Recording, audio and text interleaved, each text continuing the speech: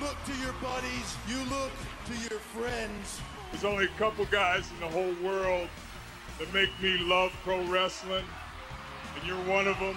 You know, all the bad shit you've heard about us, it's all true. But another thing that's true is we love professional wrestling, and that's why we're here. I'm not sports entertainment anymore. Talk to him, kid. This is a new beginning, and it starts tonight. A new day is dawning for DX.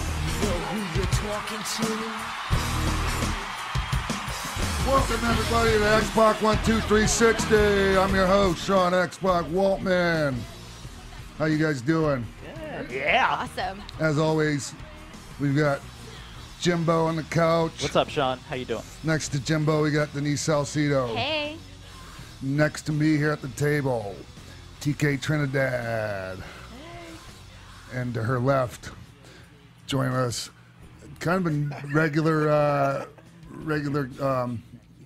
hopefully we get you on the show all the time, Bill. Bill Handstock from uprocks.com with spandex, because you're great. We love having you on here. Oh, thanks. And you all are great, too. And hey, so I just want to get right into it. This weekend was an amazing weekend for professional wrestling. Definitely. Groundbreaking. Yes, man. New Japan Pro Wrestling came in Long Beach and kicked some major effing ass. Definitely. Yes. And right now on the phone, we're joined by Matt and Nick Jackson, the Young Bucks, to talk about a little bit of that. Hey, fellas. Yep. Hey, man. Hey. Thank you so much. Thank you so much for coming on, man, and thanks for getting on conference to be able to talk to you both at the same time. No problem. No worries, dude. Yeah. Thanks for having me. Hey, man. Like, okay. I mean, just like you guys, to me, are the premier tag team in pro wrestling right now. The elite, you could say. Yes, absolutely, man. And you guys already know I'm a big fan of yours, and it's the stuff that you guys have done, like your whole career, and in ROH and PWG everywhere, and this weekend though, man, like, was really, really special, and the first match of the first night is very important, and you guys went out there and killed it, man, in that 10-man. Thanks, man. we had very limited time that night, and there was like 10 guys in the match. Yep. We were like, man, that's like what? I think they gave us 8 minutes. We're like, God, that's not even a minute for each guy. Right. We were like, there's only one way to do this style of match, let's just go out there and kill it and, just have a sprint, and we were happy with it, but we were really excited for the next night when exactly. the title match. Well, I mean, that kind of do our thing. Yeah, that's what it was. It was the setup for the second night, and it was great because you guys, Rocky Romero slipped one over, and that basically, built for the match, and you guys just had an amazing tag match. I loved it, man. I loved that. Thank you. Yeah, we were very proud of with that one. It was funny because the second night it was very loose with the time cues, so they actually didn't even tell us how long to go. So when we knew that, we were like, okay, let's have a very good match tonight, since no one's given us any type of time restraints. So that's what we did. I heard the rumor was like we were supposed to go like 12, and we were like, yeah, let's go 25. That's exactly. You know what, man? To give you guys 12 minutes for a tag title match like that, yeah, I think I might have done the same thing. It's better, right. the saying, you guys. It's better to say sorry than ask for permission. Exactly. That's just it. And we said, you know what? If we go out there and we tear the house down and everybody gets over, what are they going to care if we go a little bit over time? And that's what we felt like we did. We had a really good one. And I'm in there with Rocky Romero, who pretty much helped book the whole weekend, right? So, if I'm in there with the booker and he's telling me, no, take your time, I'm going, oh, great. let's just stay out here all night. And Rocky, a lot of people don't understand just how valuable a guy Rocky Romero is, not just inside the ring, but outside. Oh yeah. He doesn't get enough credit for what he's done for the junior division over at New Japan. I think he's overlooked sometimes, because he's been around so long and he's been good for so long. It's a testament to his career. And right. And he I'm sorry, go ahead. I was just going to put him over more. I was just going to say that, man, he's so underrated as a worker. Like, there's nobody in the business that has a hot tag like Rocky. Like, he's so good at that. Like, he that's kind of our formula, you know. Like, he usually takes the heat, and here comes Rocky, and God, it works everywhere. So it's God, he's just so good, and I hope people realize just how good he is. And he's very selfless, right? You guys, I mean, he's not that guy everything's got to be for me. He's all about making the match. He's such a pro when it comes to all that stuff. For sure. Yep. Man, God, now that I got you guys on the phone, man, I don't even know where to start. Go ahead, Bill. Hey guys, this is Bill. If you don't mind me jumping ahead in the weekend a little bit, absolutely everybody, including Dave himself, has been talking about that amazing tribute Meltzer driver. Yeah. And Dave has talked at length about how much it meant to him and how emotional it was for him and his family to see that. Why don't you give us your guys' take and perspective on the whole thing? We for sure knew right away, because we've known his dad has been battling the cancer that he had for a while. So we knew that this weekend we would do something for him. We didn't know he would pass away during the weekend. So we're like, oh man, this is terrible. So we felt like, we have to do something for Dave, because we know wrestling is his life, you know. So we felt like to do something special on such a big show that he was actually supposed to be there live with his son. So we're like, let's do something cool for him. And we pretty much brainstormed it that morning.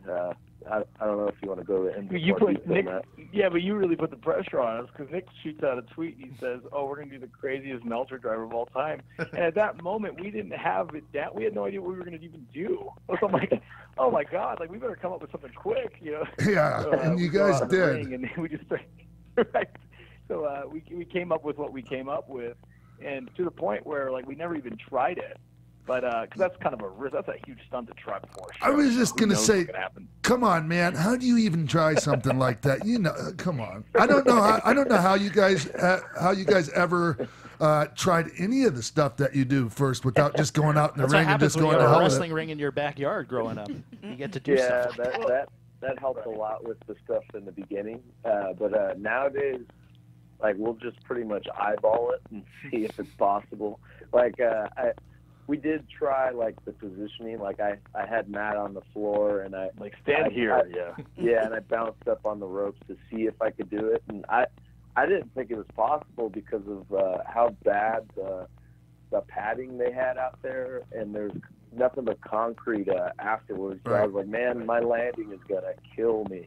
And I knew going into it, I'm gonna be hurt for at least a week. And after the match, I couldn't even walk because the pads were so thin that my foot got crushed on the landing. So right now I'm actually limping. So, like, hopefully it's nothing too serious, but it was definitely worth it. You know, and I was gonna just when we hit it, it was one of those moments, like in wrestling, where it felt so real to me. Like, I looked up and I said something to his dad and stuff, and that was real emotion, and everybody started chanting Meltzer. Yeah, it's like you get lost in these matches sometimes because you know, what's my next spot? What's the next thing? Am I selling? Like, for a moment there, I just, like, I don't know, it was weird. Like, I felt like a connection with everybody in the building. Everybody knew, you know, that was for his dad. Yeah. And Dave DM'd me that night and said how much it meant to him and his family and stuff. So that was really cool. It was really cool. He's a great, a lot. I'm not sure what the prevailing opinion on Dave Meltzer is now, like, in the industry, but, like, it used to be negative when I was starting out, and I've known him for a long time, and he's a really, really good guy, and honestly, man, I'm grateful for Dave Meltzer, Wade Keller, and these guys, because they have given us a recorded history, accurate history of professional wrestling. Yep. Totally agree. That's not written by the promoters, you know. Right. They keep wrestling in the news, man. Like, any headline you read, it's usually from Meltzer's Wrestling Observer. Like, it's like people are constantly talking about wrestling because the greatest historian of them all is writing about it every Wednesday. You know, it's like this guy has done so much for wrestling, more than some of the boys. Like some of these like weekend warrior guys who carry Meltzer. It blows my mind. I'm going, Dave's done more for the business than you have. No What kidding. are you talking about? No kidding. Hey, Denise Salcido here wants to ask you guys a question. Hold on one second. Hey guys, so first of all, awesome 2 nights. I was there both nights, and you guys completely blew my mind. So speaking of the Meltzer driver and that insane spot that you guys did, has there ever been a move that maybe one of you guys suggested that the other one was hesitant to do? Oh, all the time. Oh man, where do we start? I remember on a bus in Japan thinking of the Meltzer driver, and Matt told me, "Oh no, that's not possible." I was like, "Oh, I don't know, Matt. I think it is." And sure enough, it was possible. But that was one example. But I would say when we have like a crazy stipulation type of match, like a ladder match or something, both Matt and I will come up with crazy ideas that our opponents usually have to say no to. Right. Hey, I remember the match you. I think it was Marty Jannetty and I had with you guys, and we did this spot. I'm on the apron, and somebody gave me like a tornado DDT. You remember? I don't know if you remember that. That's right. Yeah. That was sweet, man. I was all about taking it too. Back in the high-risk wrestling days for their company. That brings up a memory. I went for a 450 splash on you, Sean, and you countered it with the X-Pac. Oh, that's right. Oh, yeah. Yeah. And it was sweet, and the timing was good, man. Yeah. And that was another one you can't necessarily try before the match because you're not going to Nick do a 450 bump. You know what I mean? Like, you guys nailed that. I remember that. That's that was me who gave you the DDT too, by the way. That's right. I remember Marty did like a splash off the top rope to the floor, and he wanted us to move. Like, all right. What? Oh, he crashed and burned, poor guy. That's his ankle up that night. I was thinking of any other examples of that, for that question, any answers. I think one that comes straight to my mind, it wasn't us who, actually it was both Nick and I who thought it wasn't possible. We were having a ladder match with The Addiction, Christopher Danielson. Oh, great tag team. And Frankie came up with the idea where I would stand on a table, wedged in the corner, and have him up in a tombstone, and then Nick would jump off the ladder and give him the indie taker. And I just thought there was no way it would be possible that I could stand on a table without the table collapsing, without whatever going wrong. And Nick and I basically, behind their backs all day, were going, okay, so that's obviously not going to happen. What's really going to be the finish tonight? And to the point where they just kept telling us, no, we have to do this. This is too good. We have to try it. We have to just go for it. And they finally convinced us. They kind of pulled their vet cards, and Nick and I were like, okay, these guys want to do it. Let's just go for it. And and it worked out. But that was one of those situations where it was so crazy that Nick and I were like, no, there's no way. Yeah. Hey, so you know what? I'm happy we did do it. Was there a backup? Did you have a backup in case it didn't go as planned? Yeah, we did. But man, I cannot tell you what it was. Because who gives a shit at this point, right? Because you guys pulled it off. But yeah, we definitely did have a backup plan. I think it was me jumping off the ladder through a table or something. Or you know what? You were scared. You were scared about me doing too, Nick, when I super glued a bunch of thumbtacks to the bottom of a high top, and I super kicked Candice LeRae in the face with it. And he looked at the shoe and he said, "You can't kick anybody with that shoe. You'll kill him." And I said, "No, it'll be awesome." Especially a woman. That's right. Yeah.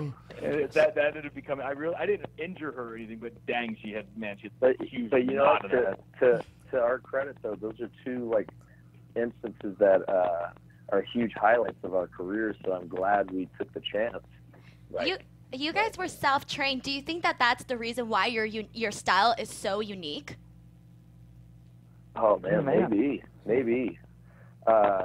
Because we usually don't say no to each other, and we usually just do take the risk. Like, there's a lot of wrestlers that are scared of taking risks. Like, they'll do what they're comfortable with. Yep. Matt and I sometimes go outside of our boundaries and just do it. And sometimes it pays off, sometimes it doesn't, but most of the time it does pay off. Most recently, oh, go ahead, Sean. I was going to just say I retweeted a quote that says, "Nothing great happens in your comfort zone." You're right. Yeah, that's true. You're right. That's good. we recently wrestled Rocky and Trent in Japan at the show called Dominion, and it was a totally different style of match psychologically. And we said this can go either really terribly or this can be like a really great match. And because basically the entire story of the match would be different than any other Young Bucks match you've seen. But we said, you know what? Let's do something different. Let's just swing for the fences and let's commit. And as long as Nick and I really believe, as long as you commit at something and you don't give up, and you like, if you don't bail on it, because sometimes a lot of these guys will be like, oh, it's not getting over, it's not getting over. Oh, yeah. They go to like whatever they know. Like Nick and I just go, okay, it's not getting over, but you know what? By the end of the night, damn it, it will be over. You know what I mean? Yeah. So, and then what happened was we hit a home run that night. We had a really good match at Dominion. It was one of my favorites all time. And so we took that similar style we did with going back to the whole weekend we just had. We kind of had a similar match with them again. And again, we were like, man, this clicks, this works. Like Nick and I are doing like sharpshooters. We've never done that in our career, But right. I think now we've developed a new finish. Like maybe this could be something we can do and it be less damaging on our bodies. So that was the point of that. That's something that's just gonna. You guys are just gonna evolve. Your work will evolve over your course of your career, and like more of that stuff will come. I mean, that's just how it works. And and that. But man, go ahead. Yeah, so, speaking of the G1 special, everywhere that you looked, obviously you guys know this, but left and right we saw Young Buck shirts, we saw Bullet Club shirts, and you guys just landed your deal with Hot Topic. How did that come about? Yeah, you want to? Yeah, the owner, the CEO of Hot Topic, was actually at WrestleMania, and he kept seeing Young Buck T-shirts, Kenny Omega T-shirts, Cody Rhodes T-shirts, and Bullet Club T-shirts. So initially he was like, wow, why don't we have those T-shirts in our shop? So he called someone from the WWE to find out why, because he was thinking that WWE owned all these guys' T-shirts.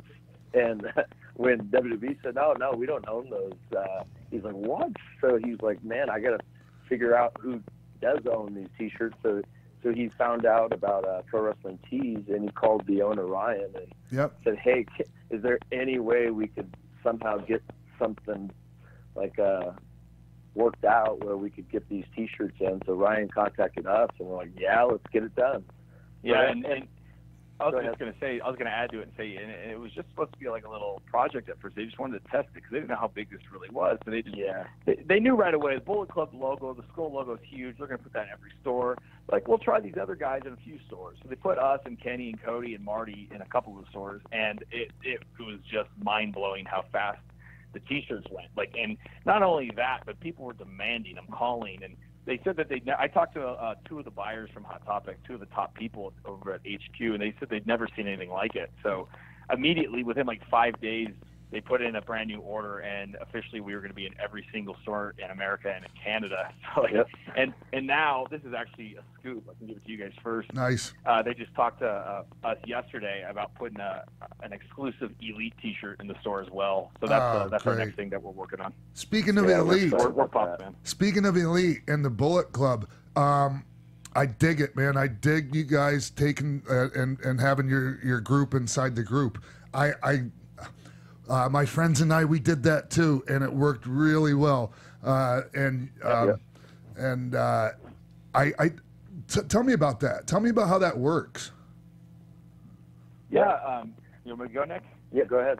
I was just going to say that, it's just the three of us, we always clicked, and we always kind of gravitated towards each other. We've been friends forever, and it was so great because we've been in Bullet Club for a while, and then when Kenny jumped on board, we were like, oh, this is awesome. We get to hang out with him even more, And we just got even closer and closer, and we'd always be on the Japanese buses, and we would be like, when you're bored, you just kind of like do stupid things. So the three of us would go, hey, let's list the 10 top wrestlers in the world, the 10 elite wrestlers. And like just to mark out for ourselves, we would always be on the top 10. You know what I mean? Of course. It kind of became a joke, like, oh, we're the elite. And then one day out of nowhere, when we basically found out, literally last second, that AJ, Carl, and Gallows were jumping, the whole plan for the year changed, and they decided that they're going to make Kenny a heavyweight, and he's going to attack AJ and stuff. So he attacked AJ, and then he leaves the ring, and what was supposed to be the end of the segment, Kenny goes to me and says, hey, should three of us hop back in the ring and give AJ a Styles Clash double super kick and then just pose, just the three of us, because the other guys, the Bullet Club guys, were out there too, but they had left at that point. So he looks at Nick and he goes, "Should we do it?" Nick says, "I don't know, ask Matt." And I'm more of the wild card. And he says, "Matt, what do you think?" I said, "Let's go." So we slid in the ring and we did the deal on AJ, and we're just standing there in the ring, and we get all the photographers just start flashing light bulbs at us, and we knew right there we had something special. Yeah, we got man. to the back, and my phone was just lit up like a Christmas tree, and it was just that picture of the three of us. So I captioned it, "The Elite of the Bullet Club," and that took off right away. And within like 5-6 days, I had a T-shirt. So we were like, and it was blowing through the roof. So we were like, okay, this is something. And So you guys just did it yourselves. It wasn't something that Gato or anyone from the office did. See, that's the stuff. That's the big time. That's the big time money stuff right there, you guys. And I really dig that.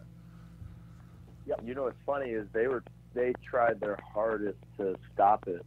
Of course they did. You guys can't call it yet. You can't call you guys yourself the Elite. This is just the Bullet Club. And we're like, no, we can't. We got to do something different.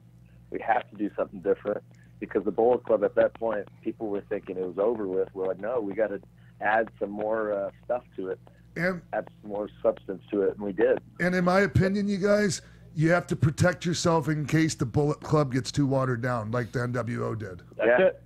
It's true. That's it. That's why we did true. it.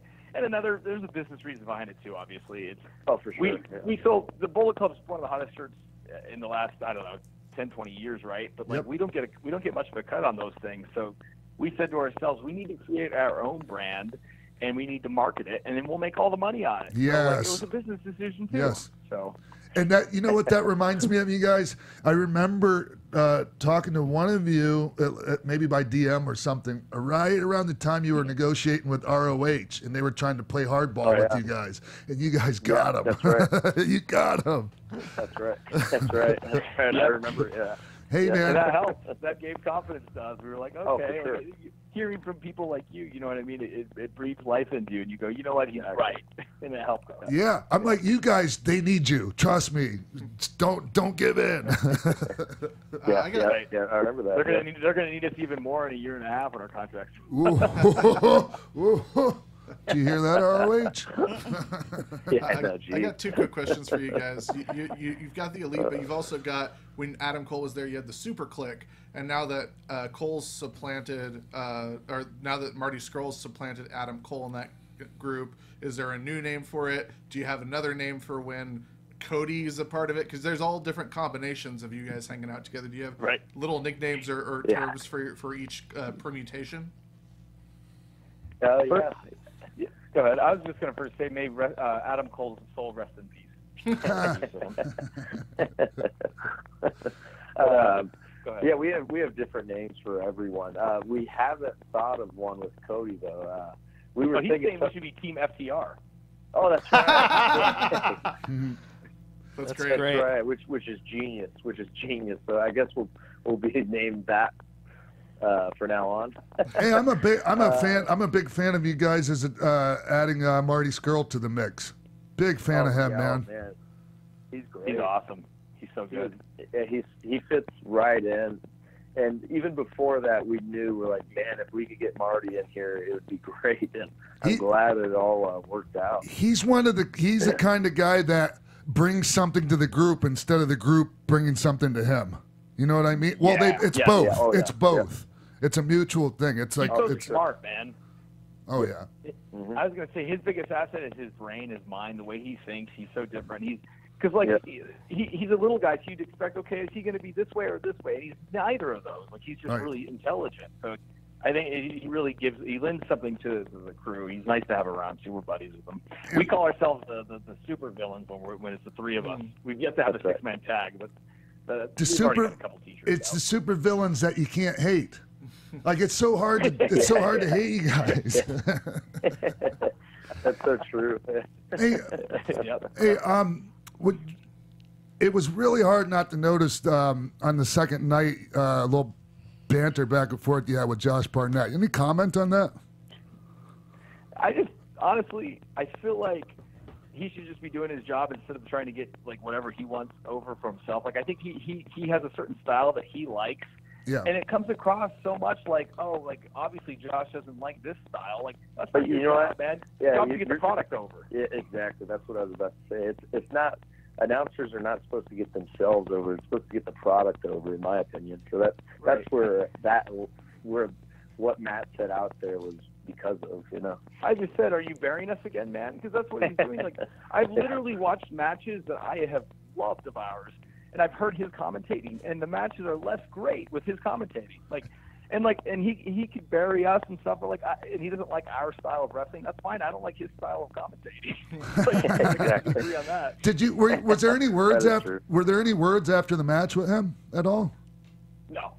I didn't even see him. Yeah, I didn't even see him either. It was a busy weekend. I never really saw him. I only saw JR like even once. We were all tied in different positions in different parts of the building all day doing pre-tapes, all this other stuff. But no, not yet. Hey, what do you guys? I liked, for the most part, I liked the mix of the American talent that they had on the show. But you know. And he's my former partner and everything, but like the Billy Gunn versus Tanahashi, that type of thing. Like, I think it's good that New Japan uses Billy Gunn in Japan because it's but like here in the States, I just didn't think that was a good idea. I thought Tanahashi should have maybe a Japanese opponent actually. Gotcha. Yeah, I'm not sure how that went about, but. I think, personally, New Japan feels that because he's such a name, like, in America, that it would bring more attention to that match because of it. That's my opinion, though. I'm not sure of the reasoning for the booking. Good. Oh, no, I totally get it. I would guess. I totally get why they did it. I just think that they underestimated themselves, that they needed him in that position. That's all. And nothing against... I love Billy, and he's an amazing athlete. I question that. Oh, dude, he's so good. He's so good. We just wrestled him in Australia a couple of weeks ago, and my God, I'm trying to keep up with this guy. Yeah. He's so good. Yeah. So, good guy, too, man. So what's next for you guys? PWG this Friday, right? No way. The most recent thing. Oh, wow. Pushing forward back. Is the name of the show. It's the anniversary show. I think it's 13 years. Right, I want to say. And you guys you guys still find time in your schedule to hit the PWG. That's pretty much the only independent that you do these days, isn't it? It's pretty hard these days to fit it in, and I hope the fans respect the fact that we do get that into our monthly schedule, because I can tell you this, it's probably winding down because we've been doing it for 10 years straight. Yeah. Every month, and it is hard, and that show takes the most out of my body. So I don't know how much longer I can do it, to be honest with you. And I'm sure they've seen everything. They've seen everything we can do. Exactly.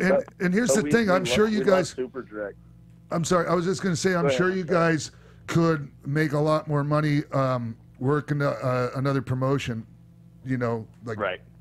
I mean, just because of the simple fact that it's in such a small venue, like there's only so much money could be made there. Yeah, but when you made your Ring of Honor contracts and your New Japan contracts, wasn't that factored into the contract that PWG was the only independent promotion you guys could wrestle for? Yeah. You in the U.S., that's the only other company we can wrestle for. We can still go do indies, overseas and stuff. Like that's how important PWG has been to us. Like. It's home to us, and we've been there so long, and it's just something about working in that building. Like, it's magic, and we just love it. And Danny Super Dragon, he put us on that, and we feel like we owe a lot to him. So for sure, that's why we always make it we do it. So, that's why we do it every month, because out of respect for our friend. Right on. Yeah. So, before we let you guys go, does anybody have any more? I got a couple. Okay. What up, guys? You know me, Jimbo. Yep. Obviously. Of course. So my question is, with the ad revenue changing on YouTube, has that affected the Being the Elite show? Oh, for sure. Yeah. We make pennies on that show. So that's why we try to advertise our T-shirts on the episodes that we have as much as possible. And I feel like fans understand that now, and it feels like they're buying T-shirts more and more, even like when we upload the episodes. So I feel like they, out of respect, they sometimes buy some T-shirts because of the free content that we give out. Like I don't know if you feel the same way, Matt. Yeah, like there was never really much money being made before this whole thing happened. But now that this thing happened, we're really not making any money on this. Yeah. Like, honestly, it's something that we just really, really enjoy because we're creative guys, and it really helps weekends go by faster, and we're actually I'm having the time of my life doing this. Like, I'm actually more excited to put together storylines for our little YouTube show now than I am wrestling in the matches. Like, that's how big this is for us. Like, we're so thrilled to come up with different stories and just filming this thing. Like, we're all laughing and having a good time. It's like, I feel like the response has been huge. Like, the channel's grown just huge. Like, I think I told Nick, the last 4 months we've gained like 50 to 60,000 subscribers on our little channel. We're getting 100,000 views in less than 24 hours now, which is great. So it's growing. It's growing a lot. So we're very happy about it. But there is not much money at all to be made though from it. So we're still trying to figure out how to make money off. But you know what? The long-term thing is we've gotten way more over. We're getting characters. We're nurturing these characters and getting these characters more over now. Too. So it's like we've seen a huge response in it, man. It's like every time we do a meet and greet, it's like, I love your YouTube show. Like, it's never about our wrestling anymore. Yeah, but that's the thing, man. They just want to know you. And that's what you're doing. You're letting them know you. And when they know you, they care about you. And they're emotionally invested. Yeah, you're right. So, and the other question, know us on a personal level now, and not just a professional wrestling match that's level. right. Like, it's so much deeper than that, So it's really helped us out. It's like, whether we're making money just from the episodes or not, like, it's something we really enjoy. We never did it for the money, and I think we'll continue to do it for a while. Yeah.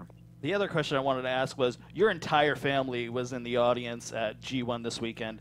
How cool is it to have them all there to see the imprint you've made in New Japan? And what is your brother Mal's reaction when he sees you guys? Does he wish he would have stayed in wrestling and maybe he could be there with you now? Is he happy selling cars, doing the family thing? Mm-hmm. He's I saw him yesterday because I had a family get together. He's happy for us. He's great. He doesn't care at all about like he has no jealousy, I should say, towards us at all. He's very happy with what he has, and he enjoys doing what he does now. So like, he's never ever showed us any type of jealousy, and he's always supported us and still does. And he said he was blown away by the response that we had live, because he told me he hasn't seen us wrestle live in 5 years. So it's been a huge difference from 5 years ago to now with how the crowd reacts to us. So it was pretty special to have him front row watching our match, and along with our whole family. It was pretty special. Yeah, right. So, go ahead. I was just going to add that our mom and dad-in-laws are also in the crowd. And they've been with us, not since the beginning, but man, for a while. Like, at least I've been with my wife forever. We're high school sweethearts. So like, I was literally with her when I was a backyard wrestler. So her mom thought whatever I did was so silly, right? Like, at the time. And now she gets to come to the shows and she sees like this movement that we have. Yeah. And man, it's vindicating. Feels good, doesn't it? Really, really good. Yeah. You know what's funny is my father-in-law yesterday, he asked me, he's like, did you ever think you'd become this popular from wrestling? I'm like, yeah, that's a good question, but even it's hitting him now how popular we have gotten, all on our own pretty much too, which is so cool.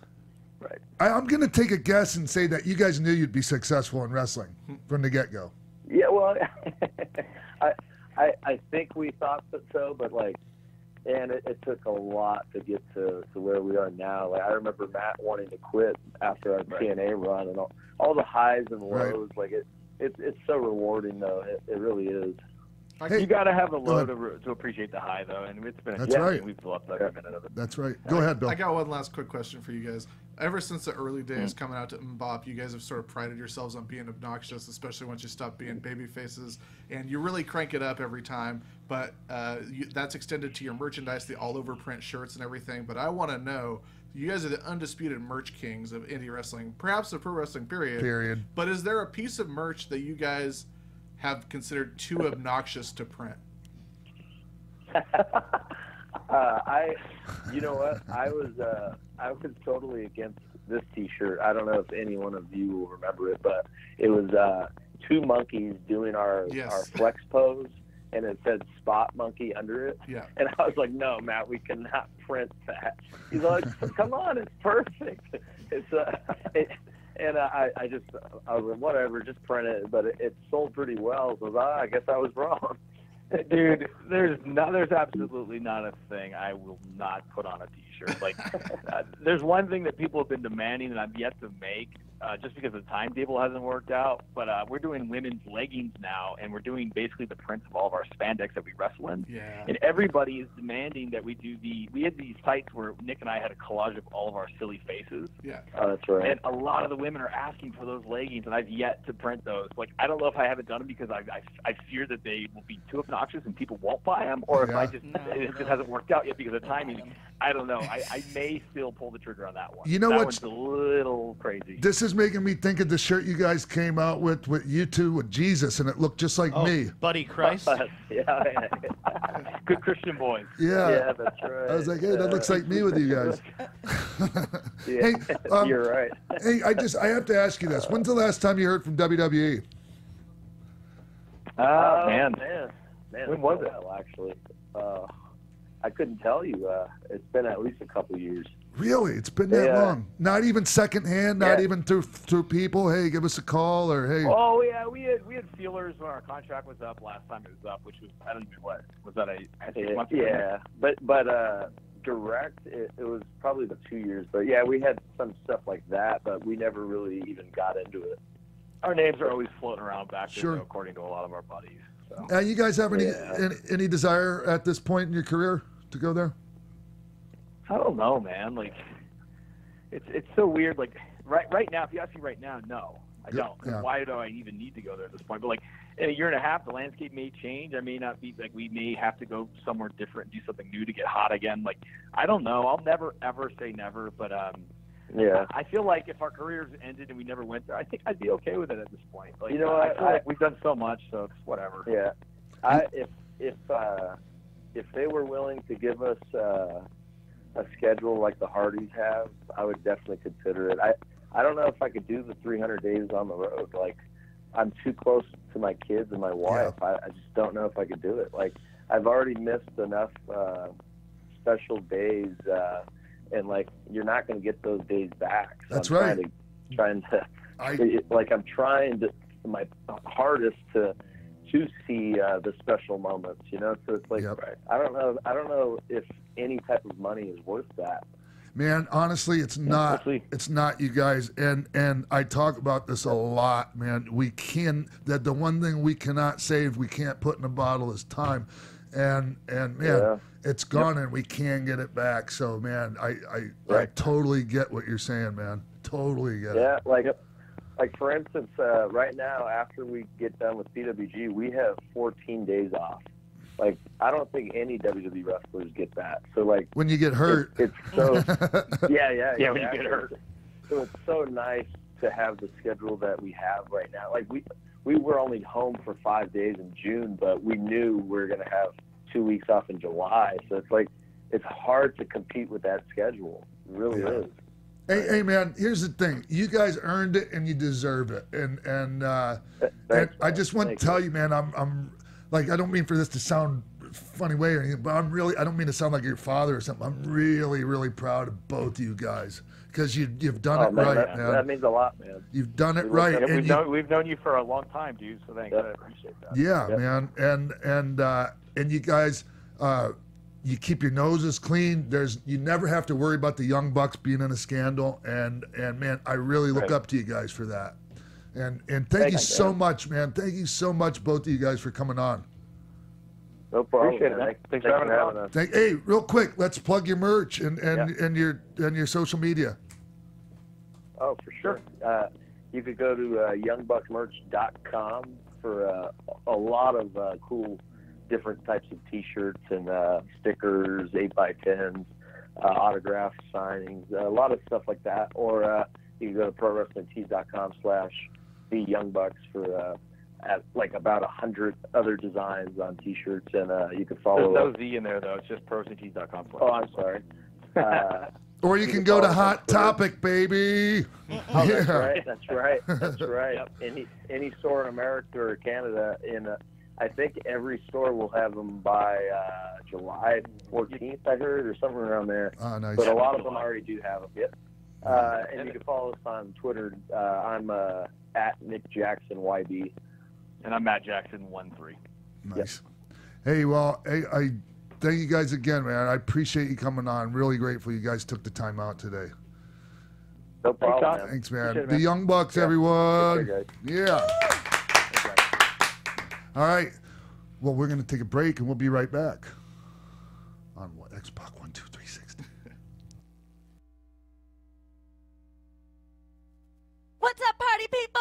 Roxy Stryer here from The Tomorrow Show with Keven Undergaro. We're your twice-weekly broadcast of one man's midlife crisis and the mad millennials in Star Trek uniforms that follow him. And I'm one of those millennials, Lauren LaGrasso here. We've had some amazing guests like Russell Simmons, Ileana Douglas, and Craig Gass. Coolio, right? Christian Blatt in the house to tell you to go to thetomorrowshow.com to check us out.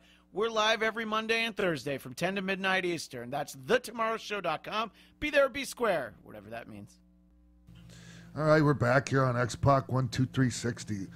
Had a great talk with the Young Bucks just now about New Japan Pro Wrestling weekend. Too sweet talk. Yeah, it was, man. It was too sweet. Yeah. So we had to end it. Yeah. So we can talk about the rest of the weekend, like the incredible wrestling display put on by everyone. Well, at the end of G1, when Kenny gave his speech, he said that they were hesitant to come there and they didn't know if they were going to sell out a 2,000-seat arena, and he said, no, next year, 20,000 seats. What do you think about that? I don't think 20,000 just because I don't see them securing a venue that big, but I could see them getting to 10,000 or 8,000, something like that, and filling it. I think 10,000. Yeah. I think especially if it's like if they do because the owner of NJPW like just yesterday or today said that they're opening an office in LA at the end of the year. They're establishing the dojo at the beginning of next year. And they want a tour no later than March or April. Yeah, actually, his name is George. He you would see him in some of the ceremonies and stuff. You know what I'm talking about? Yeah, I know what you're talking about. Yeah, he actually approached me about doing something with them. Nice. Maybe with the dojo or. Oh, that'd be really cool. I don't know if he wanted me telling anybody that, but. They didn't say not to. Put that in the press release. Yeah, there you go. Didn't say not to. That's very cool, man. But so, do you think that they could fill the 10,000 seat arena like right when they start, like because it's going to be a big? You mean event, with the quick sellout type of thing? No, I just mean like what sort of are they going to have like a? Because these two sold out lickety split because it was, hey, this is our first two events ever in the United States. Right. Now that they're going to be a regular ongoing thing, like. I mean, how regular though, Bill? Well, he said he wants to tour, and they want to establish once a year, territory. twice a year. That's true. Okay, yeah. I think it's gonna, and I think that they killed it this weekend. So the people that didn't get a chance to go are gonna be like, I got to go to the next one. Definitely. It's a bummer that they can't do. Like, there's no way that they can, do the Best of Super Juniors here or the G1 Climax because the Japanese fan, that would be a slap in the face of the Japanese fan. Right. Because they've been doing it over there for 30 years. But I think it would be cool if they did special tours here where it's the Best of Super Juniors qualifiers take place in America. Yes, that would be a great idea. That would be a really good idea. I think they should do something like the Big Four, how WWE has the Big Four. That should be New Japan in America. We have big events every year, and then in between we might tour Chicago, tour Philly, the other big wrestling markets, just to build that's how a foundation of now we're rooted here. This is what you can expect from us. Were you happy that it was a New Japan ring, New Japan refs, That's New right. Japan ring of course announcer? I was. Everything you wanted? Yeah. That's exactly, and it's what I mean. I even shot him a tweet. Hey, congratulations on doing a great job of giving the people an authentic New Japan experience. Mind you, I wasn't there live, but I had a pretty good idea from watching on the show.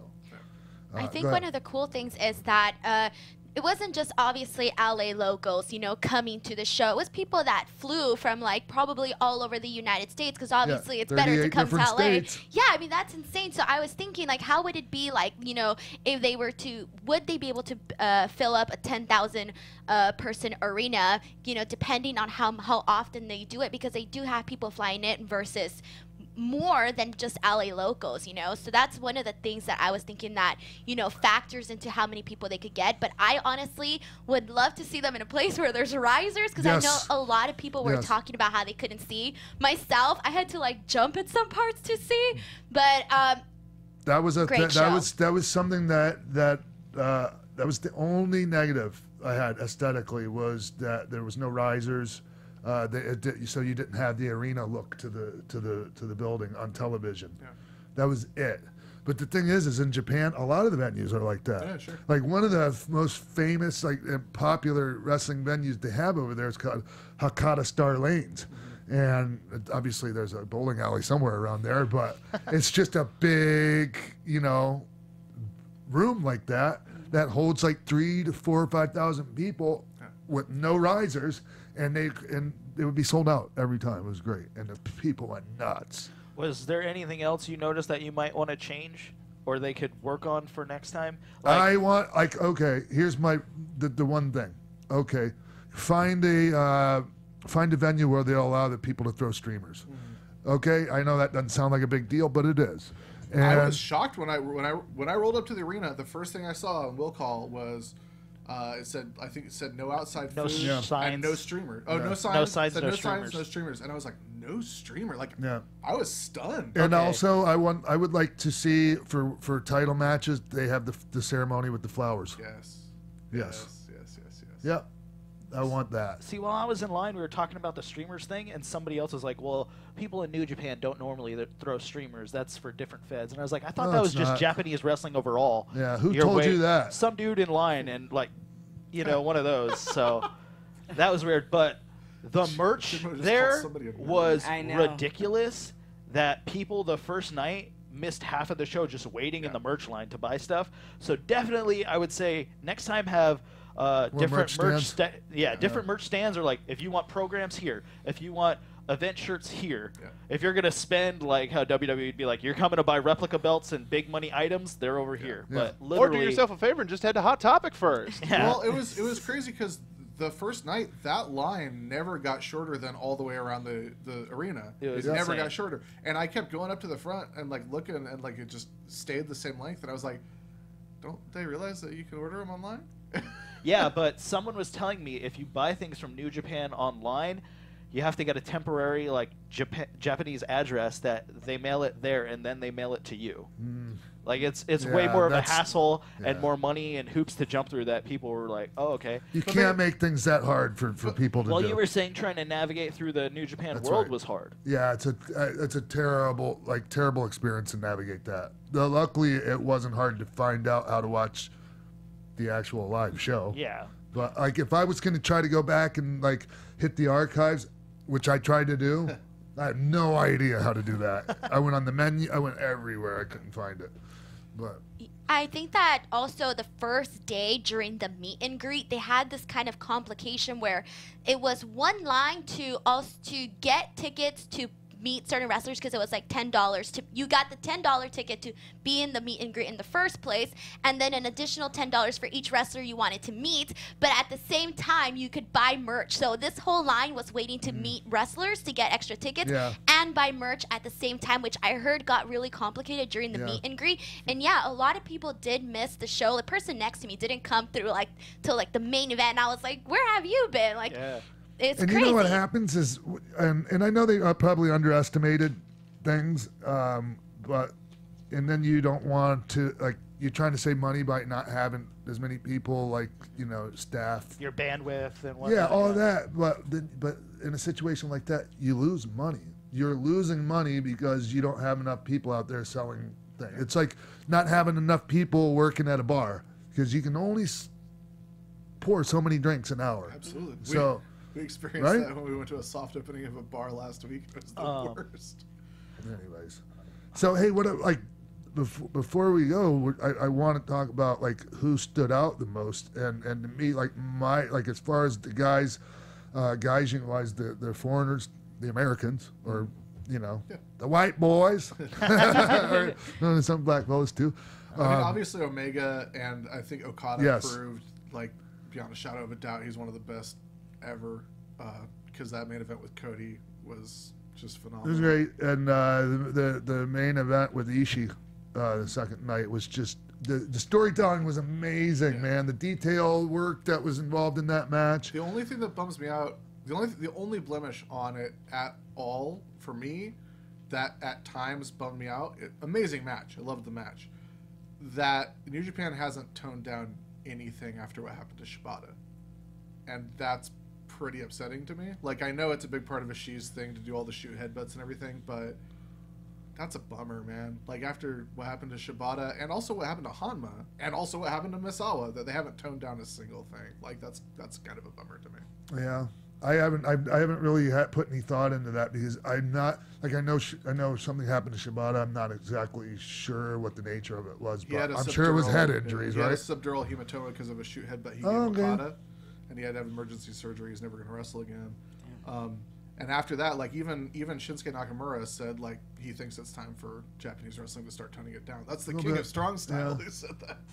So wow, strong style evolved. So he's done with that. So I had an acute hematoma and a blood clot on my brain when I was 19, and I still kept on going. He's been his Shibata's whole thing is. How did you find out? I had to go to the hospital right from the Monster Factory. Yeah, I caught a guy who jumped way over my head, and I jumped up to catch him, and all his weight came down and crashed on the cement. Oh. Yeah, they almost killed me at 19 years old. Yeah, I had a blood clot in my brain. It was brutal. Yeah, that was like probably my first major head trauma besides when I was a child. Sure. Now, were you like, I need to go to the hospital, or were they sending you No, to the there was hospital? no two ways about it. I was done. Like, I was like, yeah, no, it was bad. People were like, dust off and get back in there, kid. You're fine. Go get some water. No, but I didn't mean to go up into the weeds on that because this isn't fine. about me. It's your show. The guys that stood out to me, because, Kenny Omega, we already know. Amazing. But Michael Elgin's stock went through the roof for me, and Zack Sabre Jr. Those were the guys that I really, really enjoyed watching the most. That Omega Elgin match was excellent, amazing. man. It was really good. Yes. Most I've ever enjoyed in a Michael Elgin match ever. And I've known Michael Elgin could go for. I worked with him I want to say probably 7 years ago. It was one of my. I quit doing I quit doing singles matches back then because I wasn't trusting the guys. But I ended up working with him. I said, okay. And after the first night, I'm like, oh wow, okay, yeah, I'll stick with this. He was excellent to work with back then. Awesome. Yeah, I like and Zack Sabre Jr. Man, pure wrestling wise, my favorite guy to watch right now, as far as the hold. Yes, mat wrestling, yes, the best at doing it. And that fight to the rope spot, it was just second to none. I've never seen a fight to the ropes spot done that well ever in all my years watching wrestling ever. I think there's one guy that really stood out for me, obviously besides the other ones you guys mentioned, and it was Juice Robinson. Yes. I was like, whoa, like you just came out of nowhere. Yeah. Like it was badass. I really enjoyed seeing him. I also really enjoyed seeing Naito. I thought that was really cool because he's so fast, he's so clean, he's so crisp with what he does. Ishii was amazing too. And I really liked the tag team match with the Young Bucks and Roppongi Vice. I thought that one was a really good one too. So there was a lot of different highlights of the show, like little pieces here and there where I was like, oh man, I didn't know this guy was that great. Oh, this guy's even better, and I'm just happy to be seeing this guy. Yeah. On that note, I thought Adam Page did really well because I've seen him wrestle before and I've never been overly impressed. But his match this weekend, both of them were really good. I enjoyed that a lot. The only two guys I thought really should have been there that weren't were Hiroki Goto and especially Toru Yano, because I wanted to see and meet Toru Yano. Like, he was part of the original announcement when they said the roster that was coming over, and so like that's when I was like, I'm going to Long Beach because I'm going to see Toru Yano, but he wasn't there. So. I'm sorry, Bill. It's okay. Maybe someday. Yeah. Maybe someday. I have a question for you guys. Do you guys think that they brought too many guys? Because I know some people were thinking that maybe they could have done without some guys, or do you think that they brought like just enough? No, I thought they did.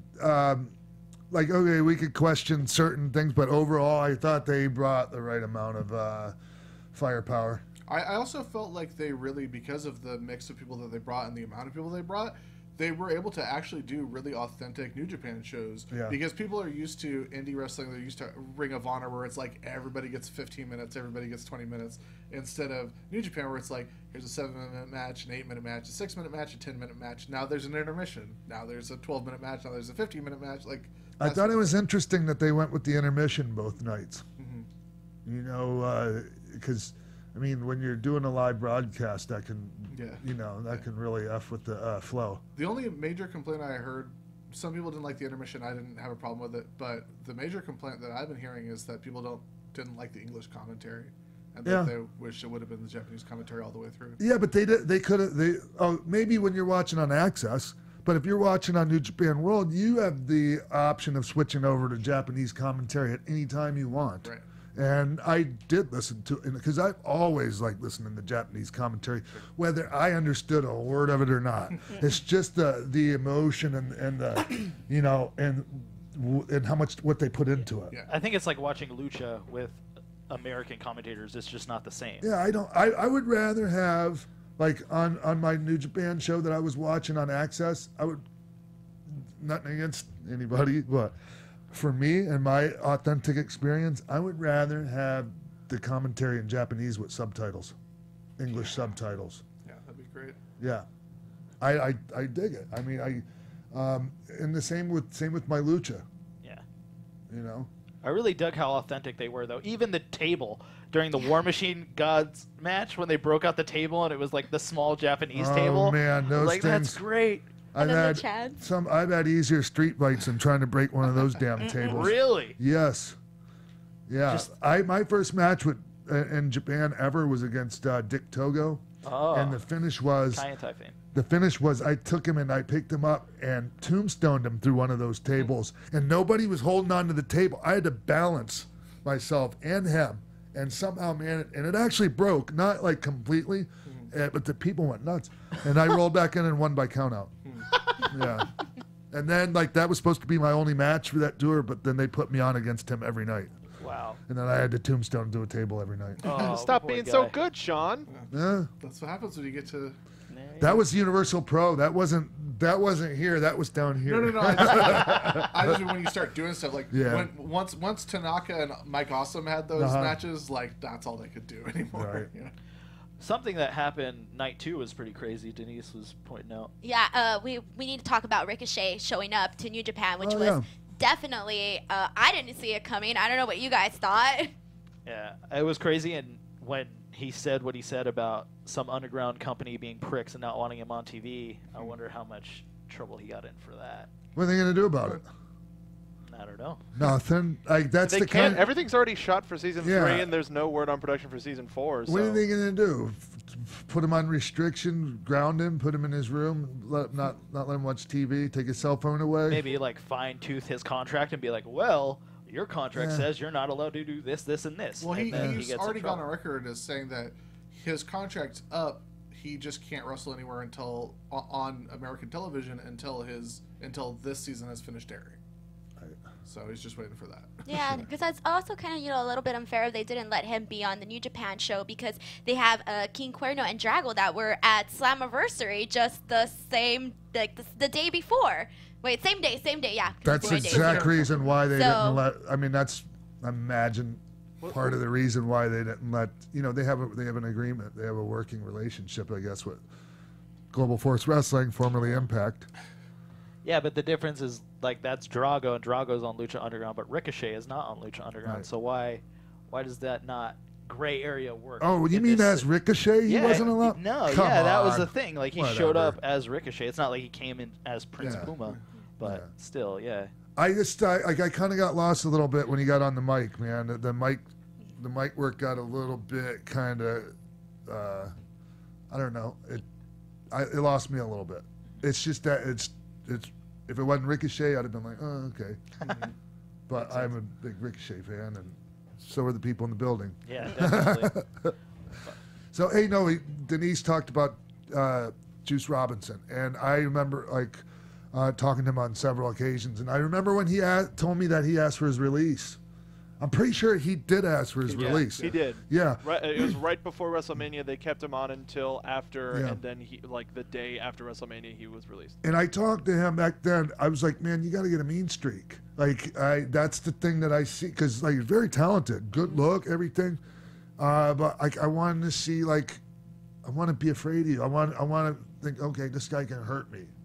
And he was starting to get there at his last couple of days, his last couple of appearances at NXT, and we got a chance to interview him right after he got let go, and I've been so happy for him ever since. Yeah, he did great. I would have liked to seen him showing up with a tan and maybe work on the body a little bit. That's it. Other than that, excellent job. Great job with Zack Sabre Jr. Great.